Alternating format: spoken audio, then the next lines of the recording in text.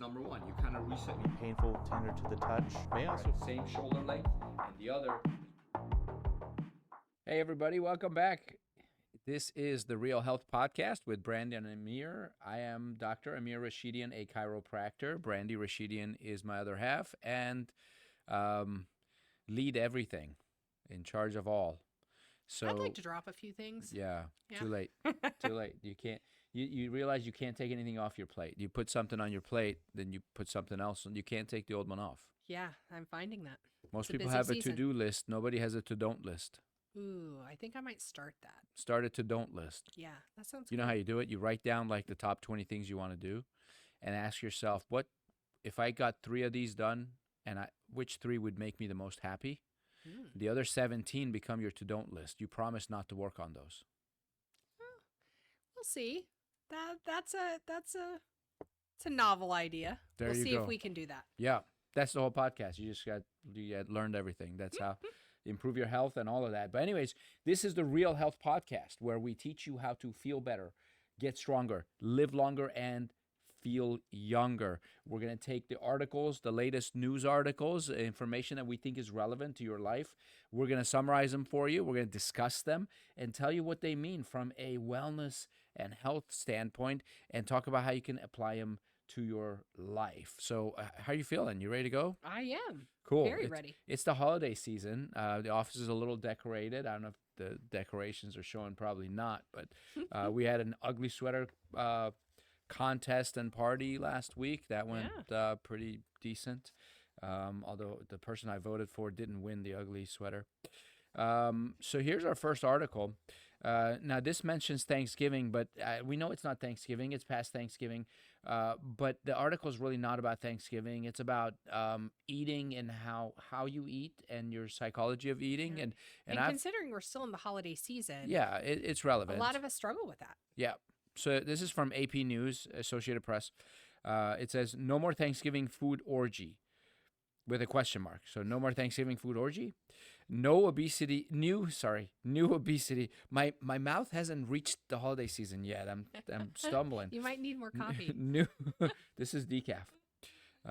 New obesity medications change how users think of holiday meals. So this is a lady. The article starts talking about a lady. It says, for most of her life, Claudia Stearns dreaded Thanksgiving. As a person who struggled with obesity since childhood, Stearns hated the annual turmoil of obsessing about what she ate and the guilt of overindulging on a holiday built around food. Now, why is the holiday built around food? It's around Thanksgiving. I mean, it's about giving thanks. No, Americans have made it about food. It's an American holiday. Yes, but it's not about that, right? Right. So we have to stuff ourselves to be grateful. Right. I mean, I like Thanksgiving. It's your favorite holiday. It is my favorite holiday. It says, now after losing nearly 100 pounds using medications, including Wegovy, a powerful new anti-obesity drug, Stearns says the food noise in her head has gone very, very quiet. We talked about Wegovy and Ozempic in the past. They're kind of the same drug. It's a new class of diabetes drug that helps lose weight as well. Please watch the old podcasts. We've talked about it on multiple podcasts, different things that came out about the drug, dangers of it, and so on. Anyways, it says, last year it felt so lovely to just be able to enjoy my meal, to focus on being with friends and family, to focus on the joy of the day, says Stearns. She's 65, of Somerville, Massachusetts. That was a whole new experience, she says. As millions of Americans struggling with obesity gain access to a new generation of weight loss drugs, Stearns, her experience is becoming more common and more noticeable at the times of year when cooking, eating, and a sense of abundance can define and heighten gatherings of loved ones and friends. Medical experts and consumers say the drugs are shifting not only what users eat, but also the way they think about food. For some, it means greater mental control over their meals. Others say it snaps the enjoyment from social situations, including traditionally food-centric holidays like Thanksgiving, Passover, and Christmas. So what are your thoughts on that? You know, I need more information because I know that a lot of the mental um, challenges we have to overcome when it comes to obesity and weight loss, they do not go away as the pounds shed. I know for a fact that most people still see themselves as they were when they were heavy. It's very hard to change that mental, that visual of yourself. So I would like to know if Claudia did any work alongside taking that medication, because my gut says maybe there was other things that she did. I do not believe that that medication is going to change how they view food or view themselves. They may love being lighter. I'm not saying there's nothing to it, but I know those thought processes are so deep seated, especially when somebody has been struggled with weight for 65 years. She's 65 years old. I do not believe that medication fixes that. That is something she's going to have to work on and continue to work on. And typically we need help for that.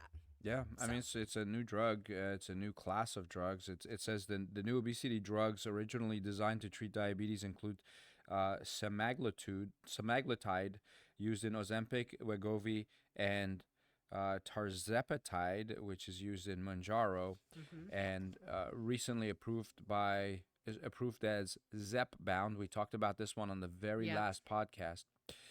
Now aimed at weight loss. Aimed at weight loss too, the drugs delivered as weekly injections work far differently than any diet. They mimic powerful hormones that kick in after people eat to regulate appetite and the feeling of fullness communicated between the gut and the brain. Users can use as much as 15% to 25%, lose as much as 15% to 25% of their body weight, studies show. It reduces the rewarding aspects of food, is what it says. So they don't enjoy the food as much, which again is a little sad, but maybe they just feel full and they can stop. It says such a shift can have broader implications, both religious and cultural, because it alters the experience of festive and religious holidays that are often built around interactions with food and lots of it. She said, I'm Italian. For us, it's like going to church, going to a table. Says, this is someone else, Joe Sapone. He's 64, a retiree from Atlantic Heights, New Jersey. He sounds like he's from New Jersey. It's a religion to go to the table. I like it. He also lost 100 pounds with dieting and Mounjaro. He no longer needs what he called the food orgy of a holiday, but he acknowledges it was an adjustment. Part of succeeding at this is disconnecting a good time with what you eat. Am I still going to have fun if I don't eat that much? And but he's hitting the nail on the head though. And what he said is it was an adjustment. Part of him succeeding was him disconnecting the food from the enjoyment of being with friends and family, right? So that is not about the drug itself. That's about him taking and doing a mental disconnect. Yeah. So that really solidifies my point, though, is that there has to be work that's done outside of that, because those other habits are so deep seated. Yeah. You know, my father had a tendency toward alcoholism. He never became an alcoholic, but he always told me, he said if he ever had 2 drinks, he wouldn't be able to stop. And that was his belief And system. now he had me when he was 51. So he had already discovered this when he was younger. He was 51 when I was born.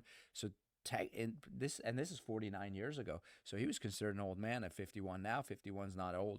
But I remember when he wanted to connect with me, we would take a beer and we would split it.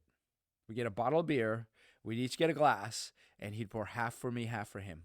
And we split it because it was the idea of having a beer together. It wasn't about the alcohol. It was our thing. Right. And it was Dad and I connecting and have, hey, Dad, let's talk.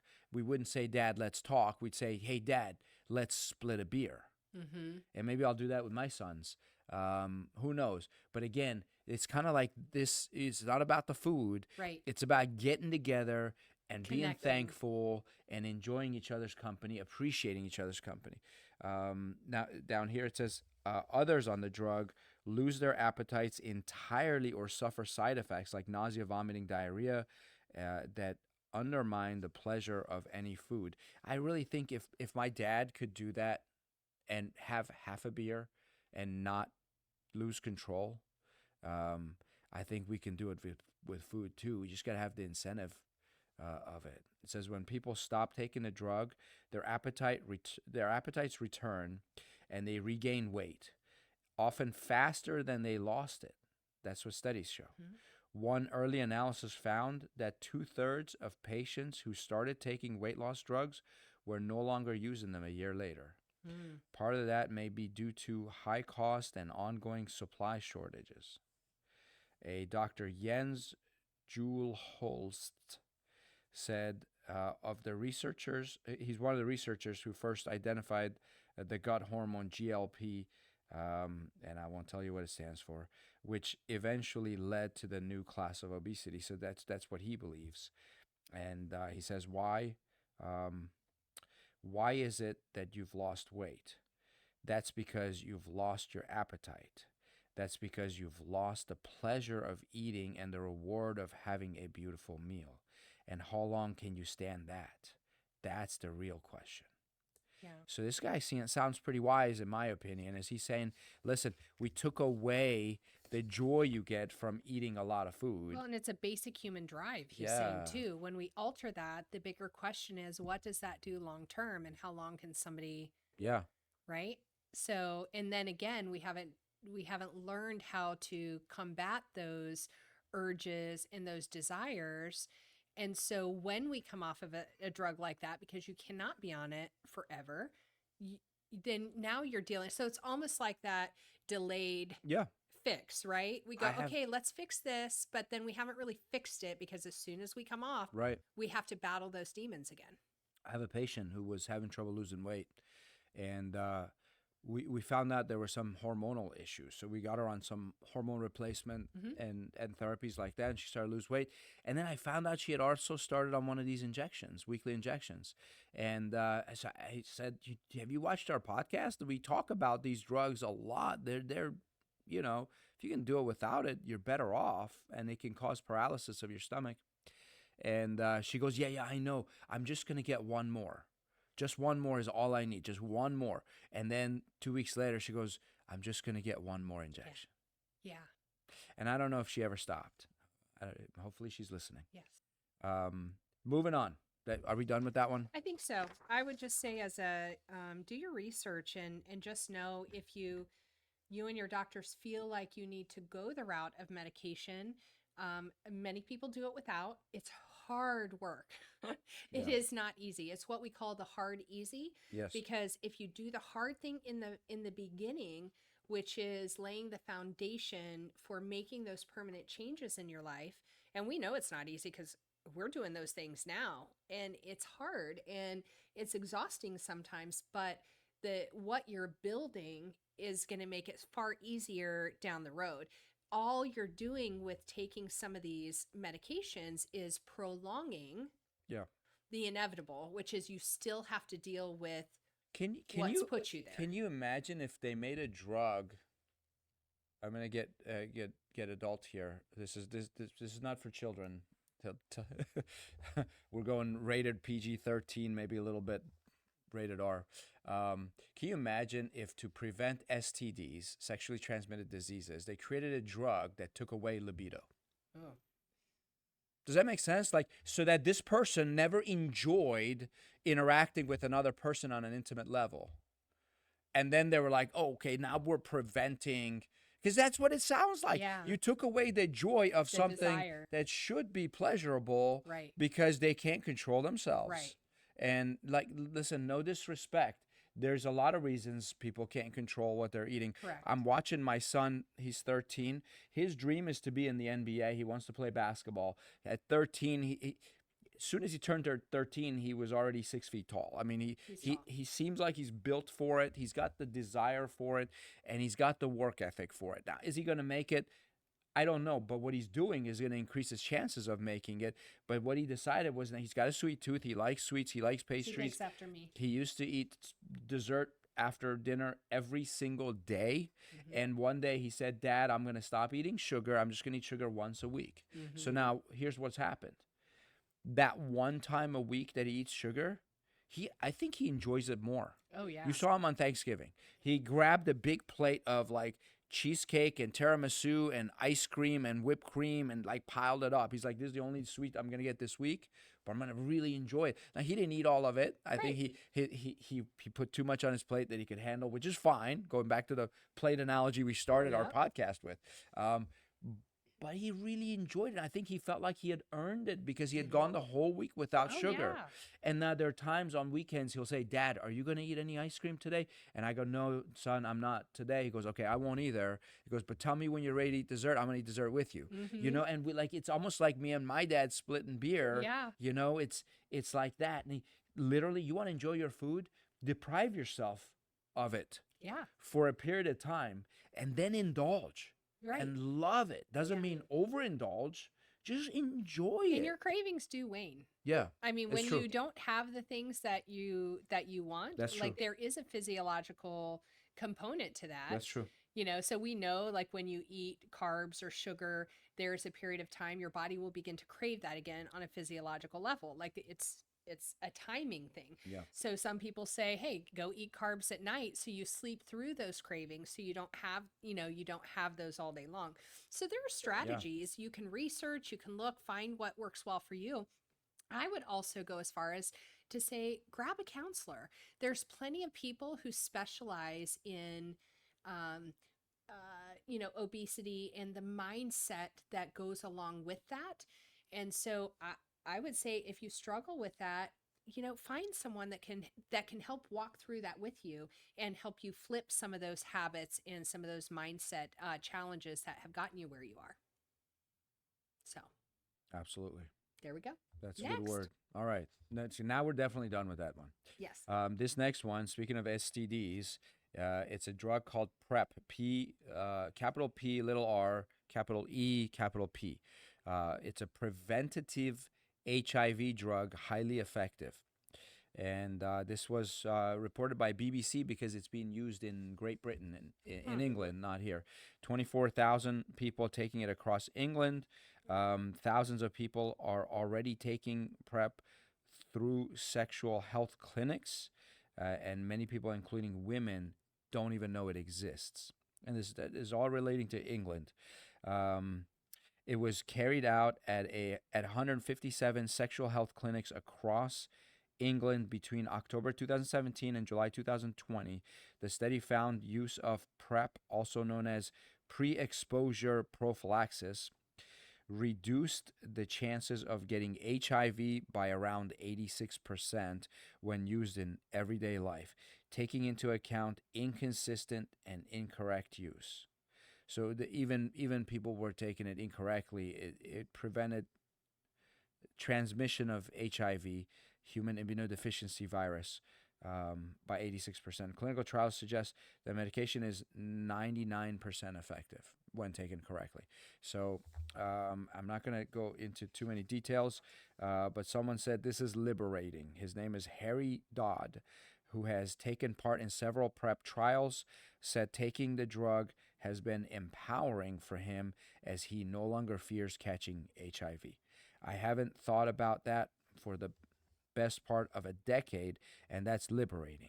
I have had long-term partners who have HIV since taking a drug, and that would not have been on my radar before.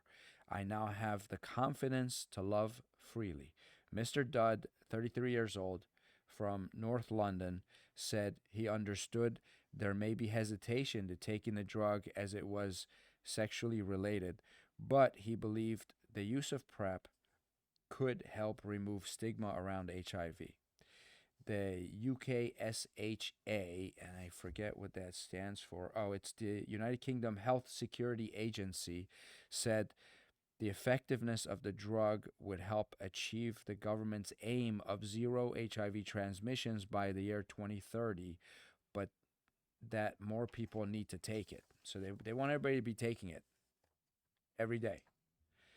PrEP, which contains existing HIV treatment drug, tenofovir, disoproxil, and emtricitabine, works by stopping HIV from entering the entering the body and making copies of itself.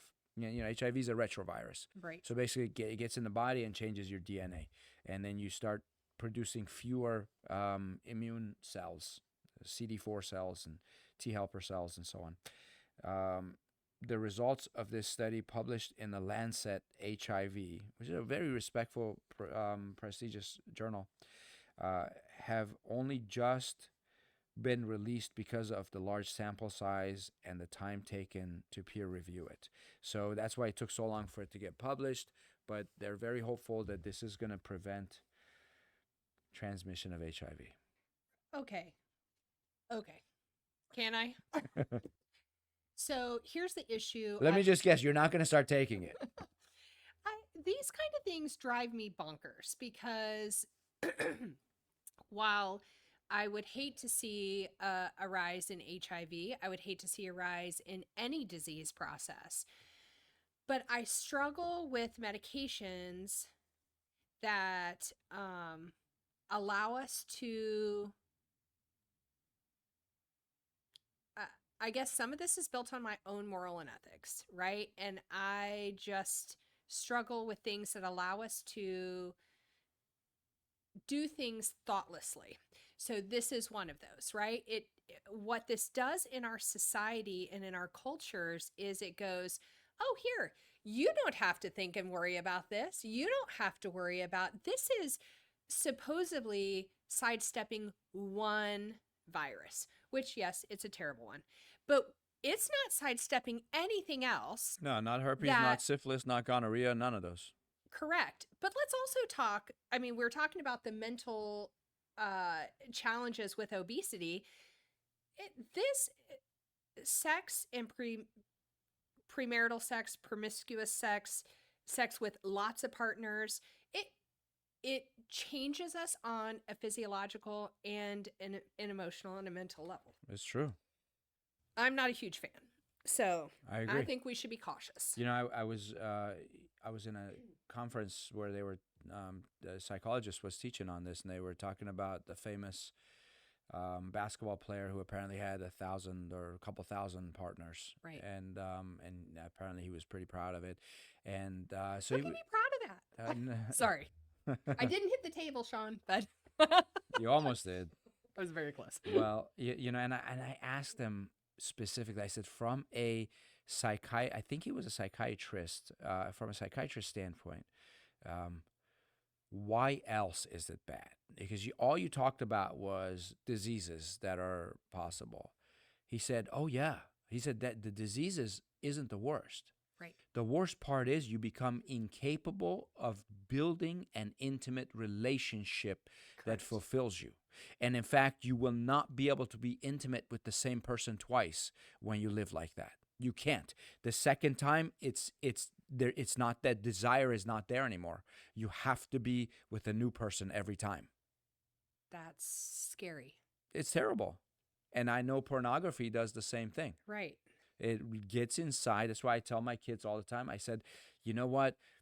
Yeah, you should wear a helmet, but what hits you on the outside of the head isn't as dangerous as what goes into your brain. Correct. You cannot. You can get a scar on your face or on your body, and that's not that big a deal. But when you have a scar in your brain because of seeing something you shouldn't have seen, hearing something you shouldn't have heard, experiencing something you shouldn't have experienced too early, that scars you. That scar affects your ability to live a good life 100%. Permanently. And I'll go as far as saying the reason women stay in abusive relationships is because they started out with the wrong person, made the wrong decisions, and the hormone oxytocin got released, and now it bonded them to that person, and they can't break Well, away. it's one thing that we talk with, we're talking with our kids about too at appropriate ages, but the women are built to where when there is an intimate relationship, and we're not even talking about sex, we're talking about, kissing or anything physical, right? That occurs in a girl, it automatically releases that bonding hormone. And so at a young age, especially, Yeah. we are not equipped to deal with those kinds of And emotions. I fully understand 14-year-olds used to get married back in the day. right. I still do not think that was appropriate, And but that that was the that culture at the bonding time. is like a band-aid that sticks on. It sticks really well the first time. When you rip it off the second time, it doesn't stick as well. The Right. third time it doesn't stick, and then they become that same person that Right. can't be in a long-term intimate relationship and Makes it get much the more difficult. full benefit and enjoyment out of it. So that's the challenge I have with some of these medications is it removes the need to be as responsible as we would otherwise, right? And to Yep. make better decisions. Yep. So And the second part to that is your psycho-emotional health is more important than your physical health. yeah, I think when it comes to these things, like overeating and like interpersonal relationships. So the next article is USA Today. It says, is your blood pressure really high or are you taking it wrong? How to improve readings. And this is something I've been aware of for a long time. A lot of nursing assistants and medical assistants take blood pressure and vitals, and I don't think they do it right. Sometimes they do it over your clothes. Sometimes they do it when they don't have your arm at heart level and all of that. So studies show blood pressure readings are not always accurate or consistent outside of the medical setting. We've been too casual about how we're taking blood pressure both at home and at the office. This is a doctor who said this. He's a cardiologist at Yale University. Said we need to get rid of some of this noise in the instruments.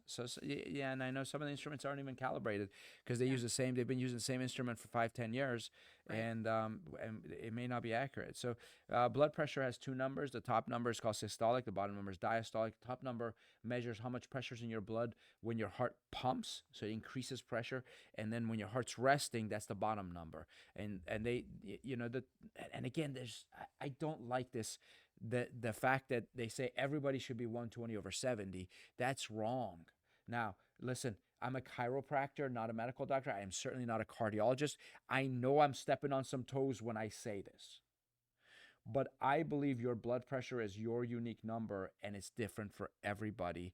The dangers of it are overinflated, in my opinion. Now, please, legally, morally, ethically, I'm telling you, if you're on blood pressure medication, don't stop taking it. correct. All right. And if you have readings that are Yeah. super elevated, Yeah. it's always recommended to get them checked out. So Yeah. your mother is one, for instance, Yeah. that she has a very elevated blood pressure. Yes. She had been put on blood pressure medication. The medication side effects made her so sick, we had to pull her off of it. She tried 4 different blood Correct. pressure drugs.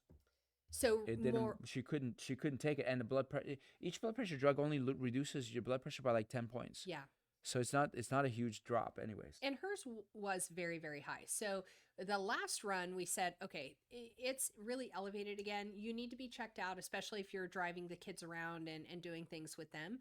We want you to be safe, and you can't be driving if it's that high. So we did send her to a cardiologist, somebody that you know and trust, and ran all the tests, and hers is just high. He said there's absolutely no negative indicators. This is just her number. She's been stable at this number. This is where she is. There's literally no side effects from it.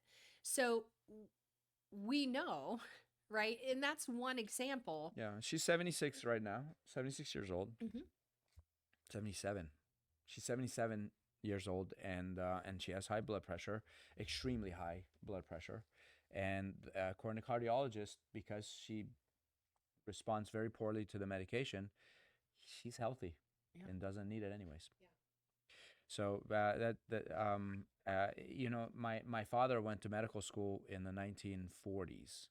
Back then, they didn't have all these blood pressure medication, and they used to use a formula for telling you if your blood pressure is normal or not. They would put a 1 next to your age, and that would be the top number. I said your blood pressure should never exceed this number. So for someone who's 76 years old, they would say your systolic blood pressure should never be over 176.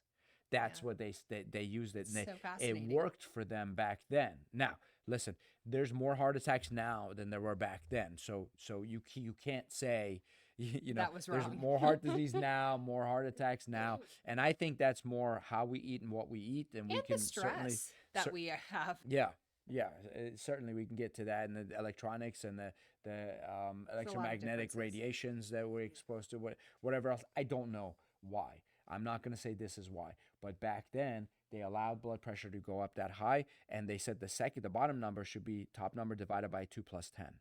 So if the top number, let's say, was I don't know, 160, let's say a 60-year-old, there's a top number is 160 divided by 2 is 80 plus 10. So it's a 160 over 90 for that person would be normal. Today, the doctor would have a heart attack if someone said my blood pressure is 160 over 90 and I'm not on any medication. Right. Literally, a doctor would get sick. So anyways, patients can get widely varied readings from different providers depending on what monitors they're using and how they're using them.